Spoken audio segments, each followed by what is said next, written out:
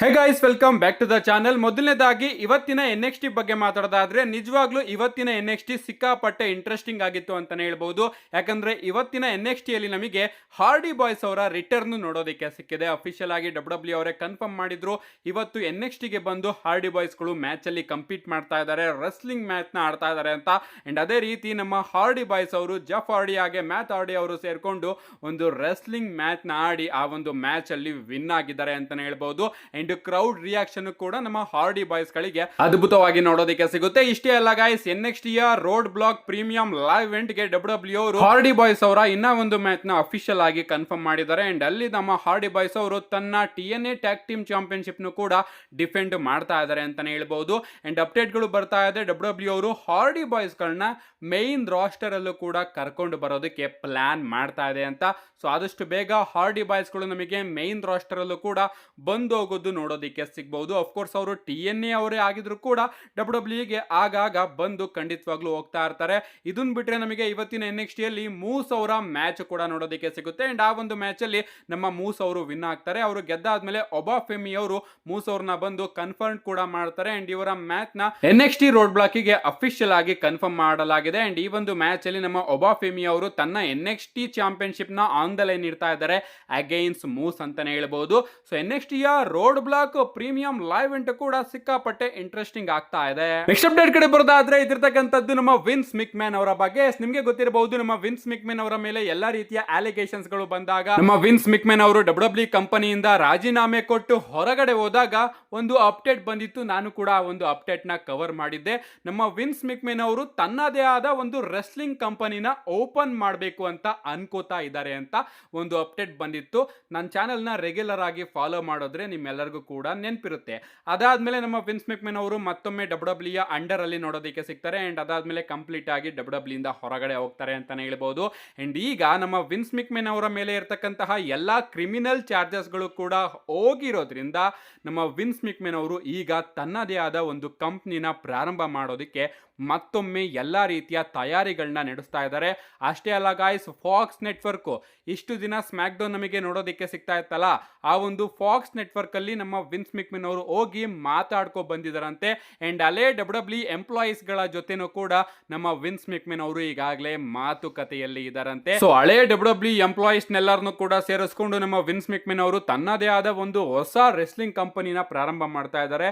Literally guys, ಯಾವ wrestling ಕಂಪನಿನ ಅಂದ್ರೆ ಯಾವ WWE ನ ನಮ್ಮ ವಿನ್ಸ್ ಮಿಕ್ಮ್ಯಾನ್ ಅವರು ಇಷ್ಟು ಎತ್ತರಕ್ಕೆ ತಗೊಂಡು ಬಂದು ನಿಲ್ಸಿದಾರೋ, ಈಗ ಅದರ ವಿರುದ್ಧನೇ ನಮ್ಮ ವಿನ್ಸ್ ಮಿಕ್ಮ್ಯಾನ್ ಅವರು ತನ್ನ ಬೇರೊಂದು ಕಂಪನಿನ ಮಾಡ್ತಾ ಇದ್ದಾರೆ. ಅಂದ್ರೆ ನಿಜವಾಗ್ಲೂ ಕಾಂಪಿಟೇಷನ್ ಯಾವ ಲೆವೆಲ್ ಇರುತ್ತೆ ಸ್ವಲ್ಪ ಥಿಂಕ್ ಮಾಡಿ.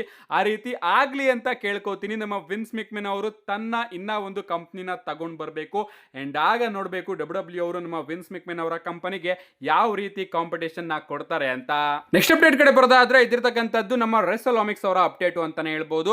ಅಂಡ್ ಇವರು ಹೇಳ್ತಾ ಇದ್ದಾರೆ, WWE ಇಲ್ಲಿ ಕೆಲಸ ಮಾಡ್ತಿರ್ತಕ್ಕಂತಹ ಎಂಪ್ಲಾಯೀಸ್ ಗಳು WWE ಕಂಪನಿ ಮೇಲೆ ಸಿಕ್ಕಾಪಟ್ಟೆ ಬೇಜಾರ್ ಮಾಡ್ಕೊಂಡಿದ್ದಾರೆ. ಅಂಡ್ ಒಂದು ಸ್ಯಾಟಿಸ್ಫ್ಯಾಕ್ಷನ್ ಸಿಗ್ತಾ ಇಲ್ಲ. ಯಾಕೆ ಅಂದ್ರೆ ನಮ್ಮ ಟ್ರಿಪಲ್ ಎಚ್ ಅವರು ಅಧಿಕಾರಕ್ಕೆ ಬಂದಾಗಿಂದ ಅವ್ರ ಮೇಲೆ ವರ್ಕ್ ಲೋಡ್ ಜಾಸ್ತಿ ಆಗಿದೆಯಂತೆ.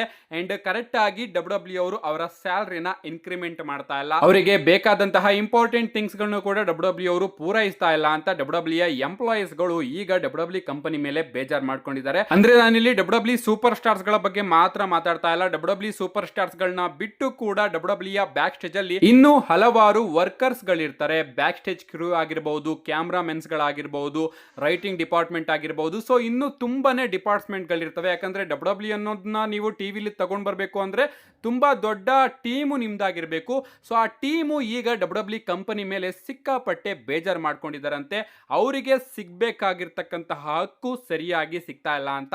ರೀಸೆಂಟ್ ಆಗಿ ಇನ್ನ ಒಂದು ವಿಡಿಯೋದಲ್ಲಿ ನಾನು ನಿಮ್ಗೆ ತಿಳಿಸಿದ್ದೆ, WWE ಯ ವಿಮೆನ್ಸ್ ಡಿವಿಷನ್ WWE ಕಂಪನಿ ಮೇಲೆ ಸಿಕ್ಕಾಪಟ್ಟೆ ಬೇಜಾರ್ ಮಾಡ್ಕೊಂಡಿದೆ. ವಿಮೆನ್ಸ್ ಗಳನ್ನ ಪ್ರಾಪರ್ ಆಗಿ ಟೆಲಿವಿಷನ್ ಅಲ್ಲಿ ಬುಕ್ ಮಾಡ್ತಾ ಇಲ್ಲ ಅಂತ. ಅಂಡ್ ಇಷ್ಟೇ ಅಲ್ಲ ಗಾಯ್ಸ್, ನಮ್ಮ ರಾಕ್ ಬಂದ ಮೇಲೆ WWE ಯ ಸೂಪರ್ ಸ್ಟಾರ್ಸ್ ಗಳು ಕೂಡ ಬೇಜಾರ್ ಮಾಡ್ಕೊಂಡಿದ್ದಾರಂತೆ. ಯಾಕಪ್ಪ ಅಂದ್ರೆ ರಾಕ್ ಅವರು ಬಂದಿರೋದ್ರಿಂದ ಸ್ಮ್ಯಾಕ್ ಡೌನ್ ನಲ್ಲಿ ನಮ್ಮ ವಿಚಾರಗಳನ್ನ ಟ್ರಿಮ್ ಮಾಡೋದ್ರಿ, ಕಟ್ ಮಾಡೋದ್ರಿ ಅಂತ ಸಿಕ್ಕಾಪಟ್ಟೆ ಬೇಜಾರ್ ಮಾಡ್ಕೊಂಡಿದ್ದಾರೆ.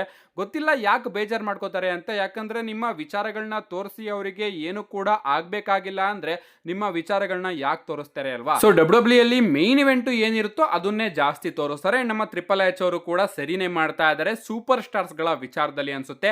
ರಾಕ್ ಅವರು ಬಂದಿದ್ದಾರೆ ಆದ್ರೂ ಕೂಡ ನೀವು ಎಲ್ಲರಿಗೂ ಟೈಮ್ ಕೊಡಬೇಕು ಅಂದ್ರೆ ಅದು ಖಂಡಿತವಾಗ್ಲೂ ಆಗೋದಿಲ್ಲ. ಅದನ್ನ ಬಿಟ್ರೆ ಬ್ಯಾಕ್ ಸ್ಟೇಜ್ ಅಲ್ಲಿ ಎಂಪ್ಲಾಯೀಸ್ ಗಳು ಸಿಕ್ಕಾಪಟ್ಟೆ ಬೇಜಾರ್ ಮಾಡ್ಕೊಂಡಿದಾರಂತೆ. ಅವರಿಗೆ ಸರಿಯಾಗಿ ಇಂಕ್ರಿಮೆಂಟ್ ಸಿಗ್ತಾ ಇಲ್ಲ ಅಂಡ್ ವರ್ಕ್ ಲೋಡ್ ಕೂಡ ಸಿಕ್ಕಾಪಟ್ಟೆ ಜಾಸ್ತಿ ಆಗಿದೆ ಅಂತ. ಅಂಡ್ ಈ ವಿಚಾರದಲ್ಲಿ ನಮ್ಮ ಟ್ರಿಪಲ್ ಎಚ್ ಅವರು ಸ್ವಲ್ಪ ಗಮನ ಕೊಡಬೇಕು. ಅಂಡ್ TKO ಅವರು ಕೂಡ ಸಿಕ್ಕಾಪಟ್ಟೆ ಗಮನ ಕೊಡಬೇಕು. ಯಾಕಂದ್ರೆ TKO ಅವರು ಈಗ ಬರೀ ದುಡ್ಡು ದುಡ್ಡು ದುಡ್ಡು ಅಂತ ಸಾಯ್ತಾ ಇದ್ದಾರೆ ಅನ್ಸುತ್ತೆ. ರಿಂಗ್ ಮ್ಯಾಟ್ ಅಲ್ಲೂ ಕೂಡ ಸ್ಪಾನ್ಸರ್ಶಿಪ್ ನ ಹಾಕಿದ್ದಾರೆ. ಸೊ ಇದರಿಂದ ವರ್ಕರ್ಸ್ ಗಳ ಮೇಲೆ ಸಿಕ್ಕಾಪಟ್ಟೆ ಪ್ರೆಷರ್ ಬೀಳ್ತಾ ಇದೆ. ಸೊ ಅದಕ್ಕೋಸ್ಕರನೇ ವರ್ಕರ್ಸ್ ಗಳು ಡಬ್ಲ್ಯೂ ಕಂಪನಿ ಮೇಲೆ ಸಿಕ್ಕಾಪಟ್ಟೆ ಬೇಜಾರ್ ಮಾಡ್ಕೊಂಡಿದ್ದಾರೆ. ನೆಕ್ಸ್ಟ್ ಅಪ್ಡೇಟ್ ಕಡೆ ಬರೋದಾದ್ರೆ ಇದ್ರತಕ್ಕಂಥದ್ದು ನಮ್ಮ ಟ್ರೈಬಲ್ ಚೀಫ್ ರೋಮನ್ ರೈನ್ಸ್ ಅವರ ಬಗ್ಗೆ ನಿಮಗೆ ಗೊತ್ತಿರಬಹುದು. ನಮ್ಮ ರೋಮನ್ ರೈನ್ಸ್ ಅವರು ಈ ಬಾರಿಯ 2K25 ಕವರ್ ಸ್ಟಾರ್ ಆಗಿ ನಮಗೆ ನೋಡೋದಕ್ಕೆ ಸಿಗ್ತಾ ಇದ್ದಾರೆ. ಅಂಡ್ ಈಗ ನಮ್ಮ ರೋಮನ್ ರೈನ್ಸ್ ಅವರ ರೇಟಿಂಗ್ಸ್ ಕೂಡ ರಿವೀಲ್ ಆಗಿದೆ ಅಂತಾನೆ ಹೇಳ್ಬಹುದು. ಅವರ ಬಳಿ ಪ್ರಶ್ನೆ ಕೇಳಲಾಗುತ್ತೆ, ನಿಮ್ಮ 2K25 ರೇಟಿಂಗ್ಸ್ ಎಷ್ಟಿದೆ, ನೀವು ಏನಾದ್ರೂ ಪ್ರೆಡಿಕ್ಟ್ ಮಾಡ್ತೀರಾ, ಪ್ರೆಡಿಕ್ಟ್ ಮಾಡಿ ಅಂತ. ಅಂಡ್ ಅದಕ್ಕೆ ನಮ್ಮ ರೋಮನ್ ರೈನ್ಸ್ ಅವರು ಹೇಳ್ತಾರೆ, ಆಫ್ ಕೋರ್ಸ್ ನನ್ನ ರೇಟಿಂಗ್ಸು 100% ಇದ್ದೇ ಇರುತ್ತೆ ಅಂತ. ಅಂಡ್ ಆಗ ಅವರಿಗೆ ಗೊತ್ತಾಗುತ್ತೆ ನಿಮ್ಮ ರೇಟಿಂಗ್ಸು 100 ಇಲ್ಲ, ಬದಲಿಗೆ 96 ಇದೆ. ಆದ್ರೂ ಕೂಡ 96 2K25 ಅಲ್ಲಿ ಹೈಯೆಸ್ಟ್ ರೇಟಿಂಗು ಕೋಡಿ ರೋಡ್ಸ್ ಅವ್ರನ್ನ ಬಿಟ್ಟು. ಯಾಕಂದ್ರೆ ಕೋಡಿ ರೋಡ್ಸ್ ಅವರು ಕೂಡ 96 ಅಲ್ಲೇ ಇದ್ದಾರೆ ಅಂತ ನಮ್ಮ ರೋಮನ್ ರೈನ್ಸ್ ಅವರಿಗೆ ಹೇಳಲಾಗುತ್ತೆ. ಅಂಡ್ ಇದರಿಂದ ರೋಮನ್ ರೈನ್ಸ್ ಅವರಿಗೆ ಸ್ವಲ್ಪ ಬೇಜಾರಾಗುತ್ತೆ. ಅವ್ರು ಹೇಳ್ತಾರೆ, ನನ್ನ ರೇಟಿಂಗ್ಸ್ 96 ಇದೆಯಾ ಅಂತ ಅವರ ಎಕ್ಸ್ಪ್ರೆಷನ್ ಹೇಳ್ತಾ ಇರುತ್ತೆ. ಅಂಡ್ ಅದಾದ್ಮೇಲೆ ಹೇಳ್ತಾರೆ, ಓಕೆ ನಾನು ಜಾಸ್ತಿ ಇದ್ದೀನಲ್ವಾ, ಪರವಾಗಿಲ್ಲ ಅಂತ ರೋಮನ್ ರೈನ್ಸ್ ಅವರೇ ಸುಮ್ಮನೆ ಆಗ್ತಾರೆ. ಲಿಟ್ರಲಿ ಟೆಲಿವಿಷನ್ ಅಲ್ಲಿ ನೋಡಬೇಕು ಅಂತ ಆಸೆ ಆಗ್ತಾ ಇದೆ. ಬಟ್ ನಮ್ಮ ಟ್ರಿಪಲ್ ಎಚ್ ಅವರು ಅದು ಯಾವ ಲೆವೆಲ್ಗೆ ಬುಕ್ ಮಾಡ್ತಾ ಇದಾರೋ ಗೊತ್ತಿಲ್ಲ. ಏನೇ ಆಗಲಿ ಎಲಿಮಿನೇಷನ್ ಚೇಂಬರ್ ಮುಗಿದ್ಮೇಲೆ ಅಥವಾ ಎಲಿಮಿನೇಷನ್ ಚೇಂಬರ್ ಅಲ್ಲಿ ನಮಗೆ ರೋಮನ್ ರೈನ್ಸ್ ಅವರು ನೋಡೋದಕ್ಕೆ ಸಿಗಬಹುದು. ನೆಕ್ಸ್ಟ್ ಅಪ್ಡೇಟ್ ಕಡೆ ಬರೋದಾದ್ರೆ ಇದಿರ್ತಕ್ಕಂಥದ್ದು ನಮ್ಮ ಜೇಡ್ ಕಾರ್ಗಿಲ್ ಅವರ ಬಗ್ಗೆ. ಫೈನಲಿ ನಮ್ಮ ಜೇಡ್ ಕಾರ್ಗಿಲ್ ಅವರ ರಿಟರ್ನ್ ನಮಗೆ ಸ್ಮ್ಯಾಕ್ ಡೌನ್ ನಲ್ಲಿ ನೋಡೋದಕ್ಕೆ ಸಿಗುತ್ತೆ. ಯಾಕಂದ್ರೆ ಈ ರೀತಿ ಅಪ್ಡೇಟ್ ಗಳು ಬರ್ತಾ ಇದೆ. ಅಂಡ್ ಈಗ ಪ್ರಾಬಬ್ಲಿ ಡಬ್ಲ್ಯೂ ಅವರು 100% ರಿಟರ್ನ್ ಮಾಡಿಸಲೇಬೇಕು. ಯಾಕಂದ್ರೆ ಈ ಒಂದು ಸ್ಟೋರಿನ ನೀವು ತೋರಿಸಬೇಕು ಸರಿಯಾಗಿ ಅಂದ್ರೆ ಜೇಡ್ ಕಾರ್ಗಿಲ್ ಅವರ ರಿಟರ್ನ್ ಈಗಲೇ ಮಾಡಿಸ್ಬೇಕು. ಈಗ ನಮ್ಮ ಬಿಯಾಂಕಾ ಬ್ಲೇರ್ ಹಾಗೆ ನಯೋಮಿ ಅವರು ಕೂಡ ತಮ್ಮ ವಿಮೆನ್ಸ್ ಟ್ಯಾಗ್ ಟೀಮ್ ಚಾಂಪಿಯನ್ಶಿಪ್ ನು ಕೂಡ ಸೋತಿದ್ದಾರೆ. ಸೊ ಅವ್ರಿಗೂ ಕೂಡ ನೆಕ್ಸ್ಟ್ ಡೈರೆಕ್ಷನ್ ಬೇಕು. ಸೊ ಇದರಿಂದ ಪ್ರಾಬಬ್ಲಿ ನಮ್ಮ ಜೇಡ್ ಕಾರ್ಗಿಲ್ ಅವರ ರಿಟರ್ನ್ ನಮಗೆ ಸ್ಮ್ಯಾಕ್ ಡೌನ್ ನಲ್ಲಿ ನೋಡೋದಕ್ಕೆ ಸಿಗಬಹುದು. ನೋಡೋಣ ಗೈಸ್, ಇಂಟ್ರೆಸ್ಟಿಂಗ್ ಆಗ್ತಾ ಇದೆ. ನಮ್ಮ ಜೇಡ್ ಕಾರ್ಗಿಲ್ ಅವರ ಮೇಲೆ ಅಟ್ಯಾಕ್ ಮಾಡಿದ್ದು ಬಿಯಾಂಕಾ ಬ್ಲೇಯರ್ ಅಥವಾ ನಯೋಮಿ, ಇವರಿಬ್ಬರಲ್ಲೇ ಯಾರಾದ್ರೂ ಒಬ್ರು ಅಂತ ರಿವೀಲ್ ಆದ್ರೆ ನಿಜವಾಗ್ಲೂ ಅದ್ಭುತವಾಗಿರುತ್ತೆ. ಅಂಡ್ ರಸ್ಸಲ್ ಮೀನಿಯಾಗೆ ನಮ್ಮ ಜೇಡ್ ಕಾರ್ಗಿಲ್ ಅವರ ಅಪೋನೆಂಟ್ ಆಗಿ ಬಿಯಾಂಕಾ ಬ್ಲೇಯರ್ ಅವರೇನಾದ್ರೂ ಸಿಕ್ಕಿದ್ರೆ ನಿಜವಾಗ್ಲೂ ಸ್ಟೋರಿ ಲೈನ್ ಇನ್ನೂ ಇಂಟ್ರೆಸ್ಟಿಂಗ್ ಆಗಿರುತ್ತೆ. ಅಂಡ್ ಈಗಾಗಲೇ ನಮ್ಮ ಸ್ಟ್ರೀಟ್ ಪ್ರಾಫಿಟ್ ಅವರ ಹೀಲ್ ಟರ್ನ್ ಕೂಡ ನೋಡೋದಕ್ಕೆ ಸಿಕ್ಕಿದೆ. ಅದೇ ರೀತಿ ನಮ್ಮ ಬಿಯಾಂಕಾ ಬ್ಲೇಯರ್ ಅವರ ಹೀಲ್ ಟರ್ನ್ ಕೂಡ ಆದ್ರೆ ಸೂಪರ್ ಆಗಿರುತ್ತೆ. ನೆಕ್ಸ್ಟ್ ಅಂಡ್ ಫೈನಲ್ ಅಪ್ಡೇಟ್ ಕಡೆ ಬರೋದಾದ್ರೆ ಇದಿರ್ತಕ್ಕಂಥದ್ದು ನಮ್ಮ ಡ್ರೂ ಮ್ಯಾಕಿಂಟೈರ್ ಅವರ ಬಗ್ಗೆ. ರೀಸೆಂಟ್ ಆಗಿ ನಮ್ಮ ಡ್ರೂ ಮ್ಯಾಕಿಂಟೈರ್ ಅವರು ತನ್ನ ಎಕ್ಸ್ ಅಕೌಂಟ್ ಅಲ್ಲಿ ಒಂದು ವಿಡಿಯೋನ ಡ್ರಾಪ್ ಮಾಡ್ತಾರೆ. ಅಂಡ್ ಈ ಒಂದು ವಿಡಿಯೋದಲ್ಲಿ ಅವರು ಸೀದಾ ಜಾನ್ ಸಿನಾ ಅವ್ರನ್ನ ಟಾರ್ಗೆಟ್ ಮಾಡಿದ್ದಾರೆ ಅಂತಾನೆ ಹೇಳ್ಬಹುದು. ಅವ್ರು ಹೇಳ್ತಾರೆ, ಜಾನ್ ಸಿನಾ ನೀನ್ ಯಾವಾಗ್ಲೂ ಕೂಡ ಹೇಳ್ತಾ ಇರ್ತೀಯ ನೆವರ್ ಗಿವ್ ಅಪ್ ಅಂತ ಹೇಳ್ತಾ ಇರ್ತೀಯ, ಅಸಲ್ ಲಾಯಲ್ಟಿ ರೆಸ್ಪೆಕ್ಟ್ ಅಂತ ಹೇಳ್ತಾ ಇರ್ತೀಯ, ಬಟ್ ನೀನು ಇದನ್ಯಾವ್ದನ್ನು ಕೂಡ ಫಾಲೋ ಮಾಡೋದಿಲ್ಲ ಅನ್ಸುತ್ತೆ. ನಿನ್ನ ಟಿ ಶರ್ಟ್ ನ ಮಾರಾಟ ಮಾಡಿಸೋದಕ್ಕೆ ಮಾತ್ರ ನೀನು ಈ ಸಂಖ್ಯೆಗಳನ್ನ, ಈ ಒಂದು ಕ್ಯಾಚ್ ಪ್ರೈಸಸ್ ಗಳನ್ನ ನಿನ್ನ ಟಿ ಶರ್ಟ್ ಮೇಲೆ ಹಾಕೊಂಡು ತಿರುಗ್ತಾ ಇರ್ತೀಯ. ಯಾಕಂದ್ರೆ ನೀನು ಈ ಒಂದು ವಿಚಾರನ ಫಾಲೋ ಮಾಡಿಲ್ಲ. ಅಂಡ್ ಈಗ ಎಲಿಮಿನೇಷನ್ ಚೇಂಬರ್ ಅಲ್ಲೂ ಕೂಡ ಅದೇ ಆಗ್ತಾ ಇರೋದು. ನೀನು ಎಲಿಮಿನೇಷನ್ ಚೇಂಬರ್ ಗೆ ಡೈರೆಕ್ಟ್ ಆಗಿ ಕ್ವಾಲಿಫೈ ಆಗಿದ್ಯಾ, ಯಾವುದೇ ರೀತಿಯ ಕ್ವಾಲಿಫಿಕೇಶನ್ ಮ್ಯಾಚ್ ಅಲ್ಲಿ ಕಂಪೀಟ್ ಆಗಿಲ್ಲ. ನೀನು ಹೋಗ್ತೀಯಾ, ನಾನು ಜಾನ್ ಸಿನಾ, ನಾನು ಈ ಬಾರಿಯ ಎಲಿಮಿನೇಷನ್ ಚೇಂಬರ್ ಅಲ್ಲಿ ಇರಬೇಕು, ನಾನು ಈ ಬಾರಿಯ ರಸಲ್ ಮೇನಿಯಾದಲ್ಲಿ 17 ಟೈಮ್ ಚಾಂಪಿಯನ್ ಆಗಬೇಕು, ಅದು ಬಿಸ್ನೆಸ್ ಗೆ ಬೆಸ್ಟ್ ಅಂತ ಡೈರೆಕ್ಟ್ ಆಗಿ ನಿನ್ನನ್ನ ನೀನು ಎಲಿಮಿನೇಷನ್ ಚೇಂಬರ್ ಗೆ ಅನೌನ್ಸ್ ಮಾಡ್ಕೋತೀಯಾ. ನಿಜವಾಗ್ಲೂ ನೀನು ಹಸಲ್ ಲಾಯಲ್ಟಿ ರೆಸ್ಪೆಕ್ಟ್ ಅಂತ ಇರ್ತೀಯಲ್ಲ, ಅದನ್ನ ಫಾಲೋ ಮಾಡೋದಿಲ್ಲ. ನಾನಂತೂ ನಿನ್ನ ಎಲಿಮಿನೇಷನ್ ಚೇಂಬರ್ ಅಲ್ಲಿ ಬಿಡೋದಿಲ್ಲ.